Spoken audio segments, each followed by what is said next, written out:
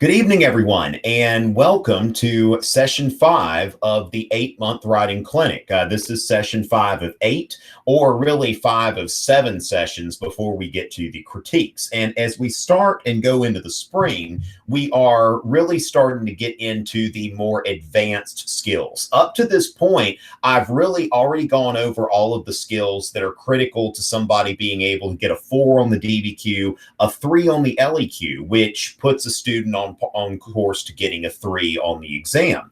What we're going to be doing in the spring, this is more for students who are going to make a 4 or a 5 or something like that. Well, 4 or 5, there aren't really that many options on AP exams, right? So let's go ahead and get ourselves started. And we are going to, in this session, look at contextualization. All right, so let me go ahead and get the thing going here. And it looks like we are sharing the screen. And let me just verify that. All right, so it looks like we are sharing the screen. Okay, so ladies and gentlemen, we've got the 8-month writing clinic, session 5.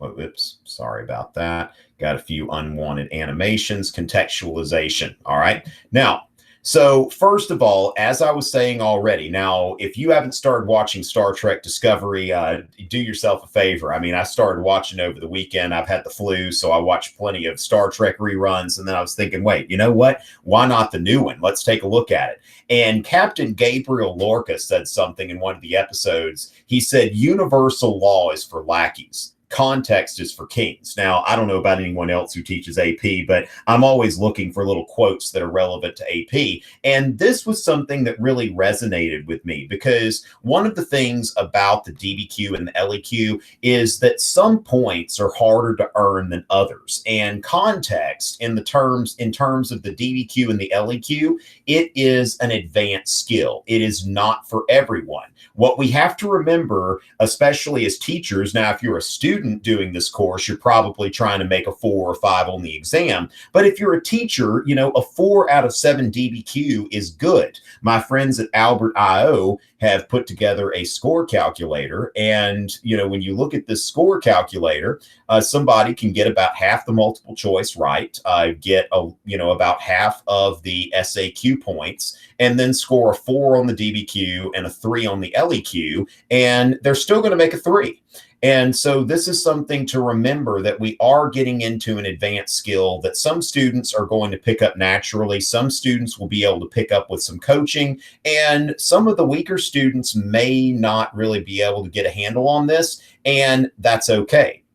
And so contextualization, explaining documents, POV and all of that, and then the complex understanding, these are points that are really, I think that there's really a hierarchy of points, and I think that that's important there.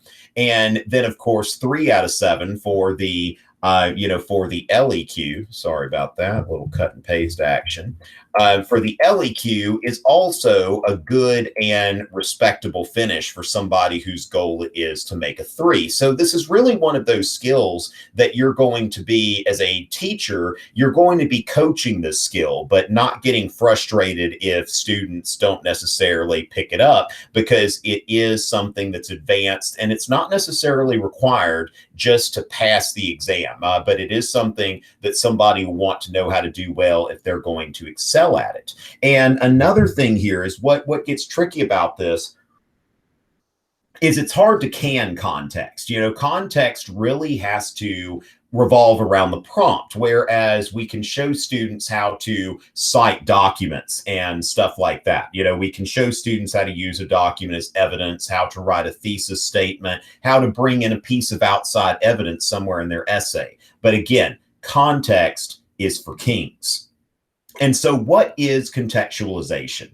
Contextualization can best be described as the beginning of the story. Every story has some sort of introduction.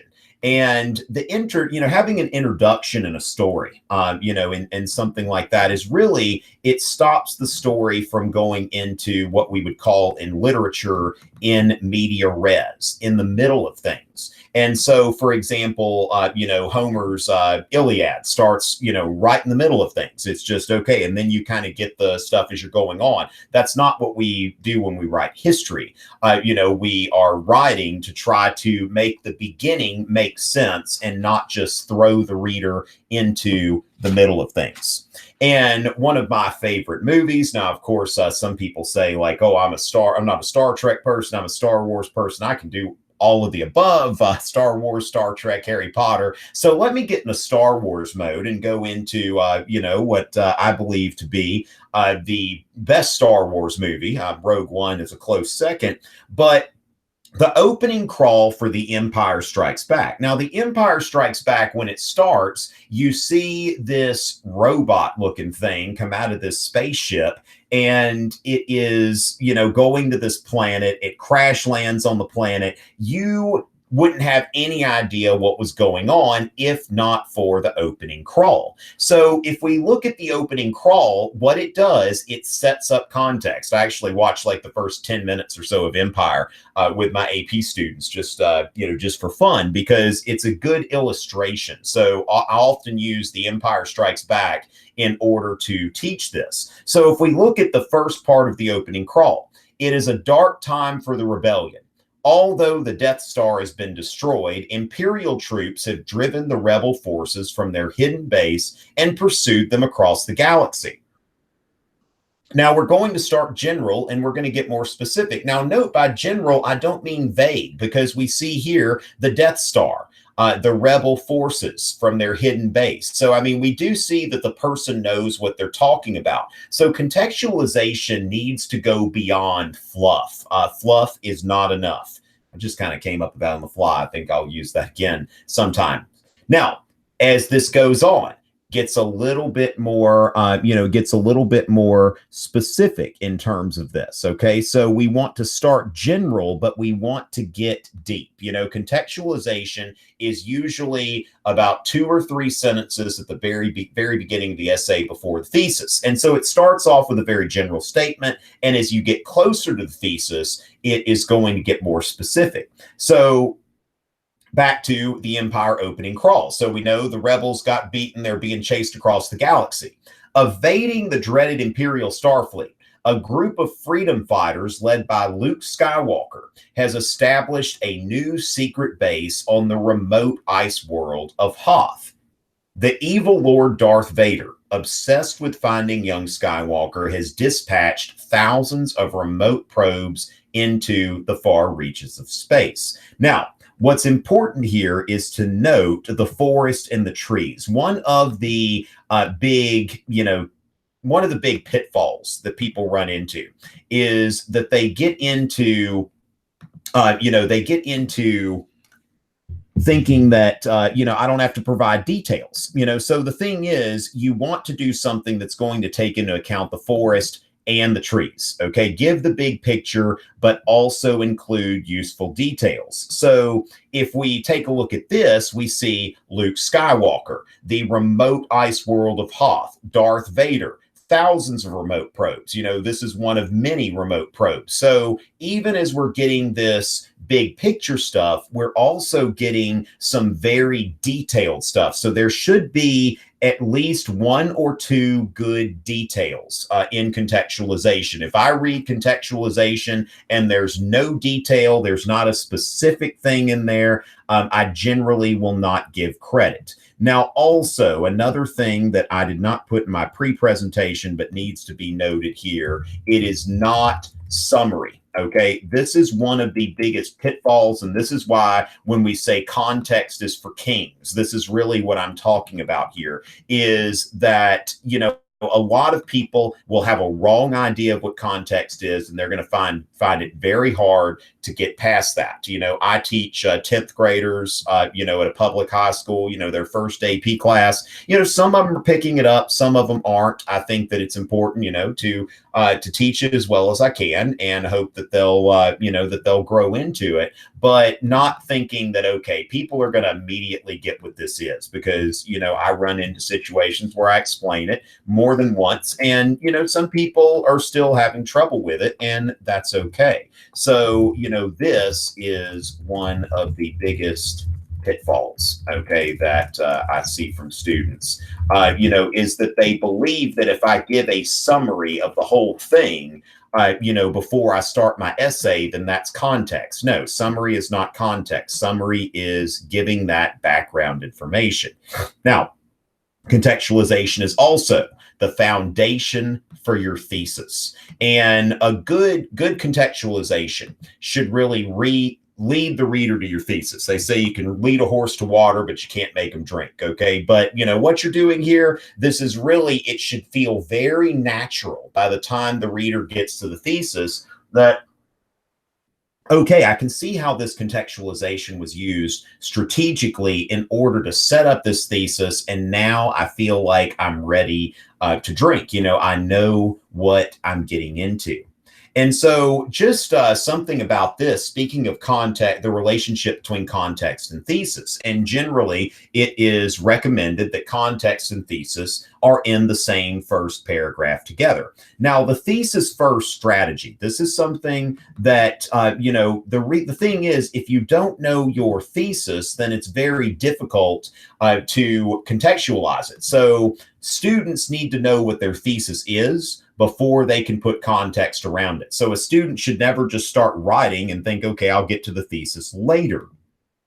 And some teachers will advise students to go ahead and write their thesis halfway down the first page and then go write the contextualization. Okay. Now, there's no penalty for space between contextualization and thesis. So if you write the thesis halfway down the first paragraph and then you write the contextualization and there are a few lines there, no big deal. And the reader might even appreciate it because what the reader is expecting is to see an attempt at context, be able to evaluate that attempt, and then see it attempt at a thesis and be able to evaluate that attempt. And of course, if a student is doing both of these right, they can expect to have earned 2 points right at the very beginning. And so the other way to look at this is that there are 2 evidence points. Okay, there are 2 evidence points, really. As far as this goes, the standard scoring for this point is nearly identical to the point for outside evidence. It's just presented in a different way. Just like outside evidence, it needs to include some sort of useful detail that is helpful to the reader. And in fact, the scoring form for AP readers, at least the 2017 scoring form, scored contextualization and outside evidence together. So when I was reading the DBQ last summer, I would either put on that line, I would bubble in a 0, a 1, or a 2. And if I bubbled in the 1, it doesn't matter if it was for outside information or contextual, outside evidence or contextualization. If somebody got a 2, they got both. Teachers, if you look at your AP score report, you can see that that's what it says, basically. It's got those categories. It doesn't tell you whether your students earned every single point. It tells you how many points your students earned in a certain group. And so this goes in the same point group with outside evidence, but it is, so you can think of it as another piece of outside evidence, but it's used in a particular way. And another thing to note here is the idea of horizontal context. Like typically, the easiest way to do context, and at least 80% of the time, I would think the easiest way is going to be to reach for something right before and to bring that in to introduce the story. But horizontal context could work as well, that it could be that somebody can use a similar development that's happening at or around the same time. So something that they're not using somewhere else, and they're just putting that in there to add more color to it. This is something that's going on. So for example, for a push, if the essay is about American foreign policy in the 1790s, you don't necessarily have to go back to the American Revolutionary War. Instead, a student could, write about the French Revolution, because the French Revolution is really the biggest event that is destabilizing, the Atlantic world in the 1790s. And it certainly affected George Washington's foreign policy and foreign policy under John Adams. And so you can do that. Now, also for AP Euro and AP World, if the essay is about the English Reformation, you could write about Luther or Calvin, even though that stuff's going on concurrently. Luther technically getting started first, but it's not like somebody would have to use something directly from England or something like that. They wouldn't have to go back to the War of the Roses. It would make sense just to, look at Luther and Calvin and whatever's going on the continent. So just as long as they're, even though you're dealing with really two distinct pieces of outside evidence, there needs to be no overlap. Okay, so any information used for contextualization must be completely distinct from the documents and from the outside evidence. That is vital. Okay, so it needs to be something that doesn't appear in the documents, which to me, to do the startup, to reach into the area immediately before, or to get kind of outside and do the horizontal, either one of those can work for you, and it keeps somebody from going into the documents inadvertently. You'll see how I address this in just a bit. So, for the demonstration, actually, I'll do that now.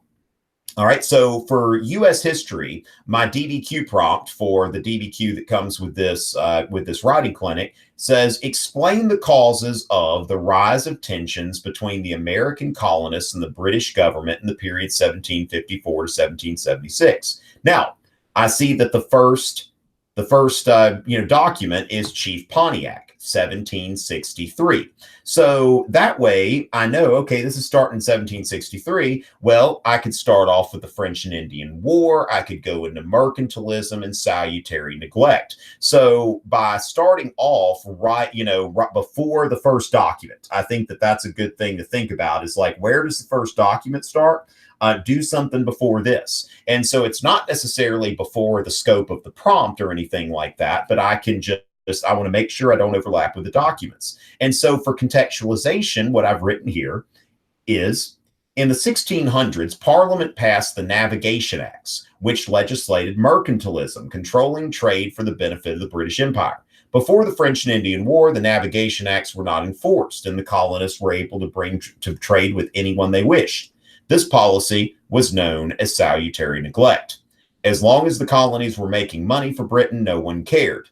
After the French and Indian War, the British began to see the colonies as a liability and began enforcing trade regulations and collecting taxes.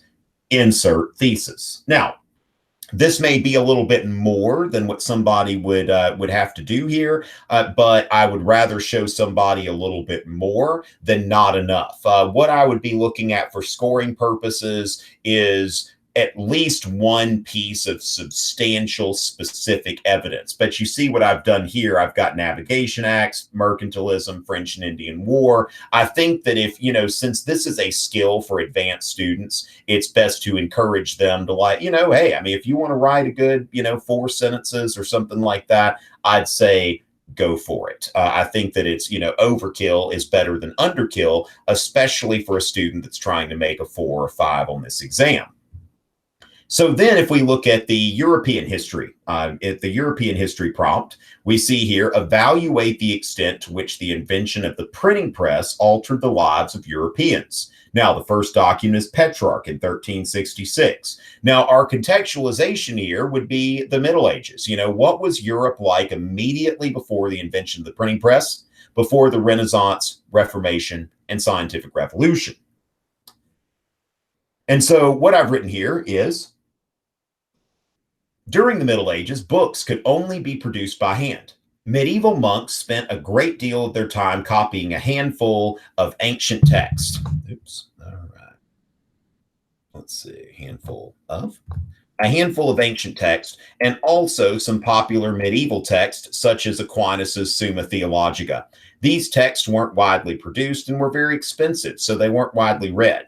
People who had controversial new ideas about science and religion were usually burned at the stake before their work had a chance to reach a wide audience. And you notice here that I've kind of thrown in Thomas Aquinas' Summa Theologica. So when you're looking at this context, okay, it's a general statement, but when we think about the forest, we want at least one good tree in there that's solid. So Aquinas' Summa Theologica would show that I've got a grasp of the Middle Ages, and I'm using this as set up evidence to support my thesis.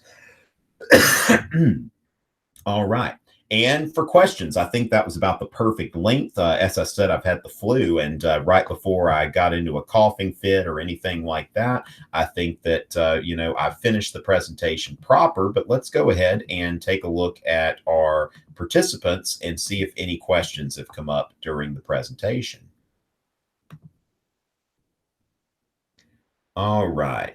And thank you, Jordan. And in fact, this was actually something that I came up with this evening as I was planning this. This is something that, offering this writing clinic is kind of a learning experience for me, because I have to go through. And as I'm going through, I'm really thinking of different strategies. So I think that that's not a bad idea on the DBQ. Yeah, look at the first document and what is, I've talked about with outside evidence, looking at that as document 8, and so you could use the same approach for contextualization, thinking about like, hey, where's something, before the first document that we could put in there. All right.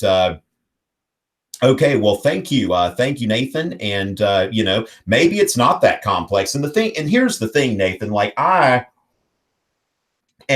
don't think it's that complex either, but I'm finding that, these, 15-year-olds that I'm teaching, AP US history, they seem to find this a bit more complex than I do. So that's really, I guess, what I'm getting into is like, you and I are history teachers. So for us, it's like, okay, I mean, this should be easy enough. And then we've got these kids who, half of them don't, really necessarily care for history, or the history they care about is a lot more interesting than the stuff we teach them that gets in the concept outline and that sort of thing. Lisa Britt, thank you very much. Glad you were able to join us. And, I don't know if I've seen you in one of these before. So that's great. Yeah. And that's the thing, Nathan. I think the biggest thing about this is strategizing, really based on what we're seeing and constantly going back to the drawing board. And so, my thing that now when I'm teaching, it's like if a student can write a 4 DBQ consistently or a 3 LEQ, totally satisfied with that. And so, okay, yeah. And the thing is, I do think, Nathan, you do have a point that, you can, you can kind of train students with some contextualization kind of cannon fodder, and that's not bad at all, because and that's really the same body of stuff as you get outside evidence and that sort of thing. So I do think that coming in prepared like that is good, but I think that those students who are making 4s and 5s, they're able to generate that on their own. And that's really what I'm trying to kind of think about is like, kind of distinguish the student who is going to get it either naturally or with a bit of coaching, versus the students that, it's just going to be a big hassle for them. And, who knows? I mean, the thing is, this may be something that, as I go through the year, because I've been trying to focus a little more on contextualization this year. And as we get closer to May, then, more students may pick up on it. And I may find that as I try some more of these strategies that, maybe, I'll get a better, some better results even out of the, more average students. Yeah. And that's, I guess this is just how my, philosophy of teaching AP has evolved. Nathan, this is my 10th year teaching APUSH. And I've taught Euro for most of that time as well.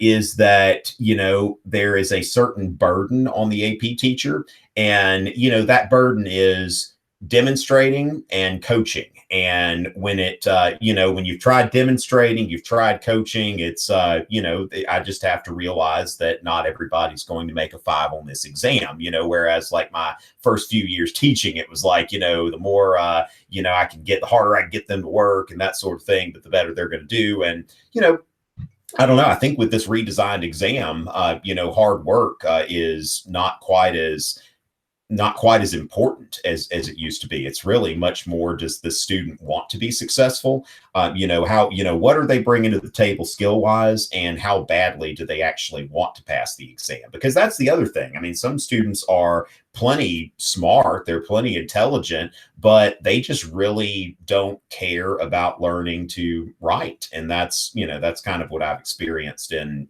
some of these cases. All right, and thank you very much, Lisa Britt. I hope I feel better too, and I'm definitely on the mend. I've been back at work a couple days now, but wow, that flu put me out for a few days. But yeah, really looking forward to my voice being 100% soon, so that I can make some videos. And Jordan is a young teacher, so Jordan's learning some things a lot earlier than I did. So that's great. Just learning not to stress yourself out as a teacher because a student is not getting an advanced skill. On my rubric that I use in my classroom, complex understanding is extra credit. If they get everything but complex understanding, they get 100. And if they get complex understanding, they get those points. And I wanted to tell them, from the very beginning, it's like, I don't expect you to write a perfect essay. Some of you are going to, and I think that's awesome. But, I need to keep my expectations on, what do we need to do to pass the exam? And then the student, making sure every student is performing to their potential rather than, some kind of, arbitrary set of, rules or standards or something like that. Any other questions from anybody? This is, I, put some, a lot of legwork into getting this one ready early, and kind of tried to make this as concise as possible. Since we are in the 20th century, when I first started doing this, I thought, you got to give people a lot of spend a lot of time going through it because they're paying for it. But then now I'm starting to think, with the second year, as I refine things, I'm thinking, okay, people are paying for it. Let's make this as efficient as possible. So, that's what we've got there. But I'll hang out for just a bit to see if anybody's, got any questions and any of that kind of stuff. Yeah, I tell you, I wish somebody had been offering this to me my first year. It's like that's one of the reasons I do this is, the College Board offers some things like mentoring and stuff like that, but it's not something that like an individual can pay for. And so that's what I'm glad I can help a first year Euro teacher to do this. That's awesome. All right. And with that, I think we're going to go ahead and conclude this broadcast. I will be broadcasting again on February 15th. Okay. So that's going to be on Thursday, February 15th, the day after Valentine's Day. So it should be easy to remember. And that in that broadcast, I'm going to talk about the document explanations, the POV, context, audience, purpose, and all of that kind of stuff. So February 15th will be the next broadcast, February 15th at 8 o'clock p.m. Eastern. It's always a pleasure.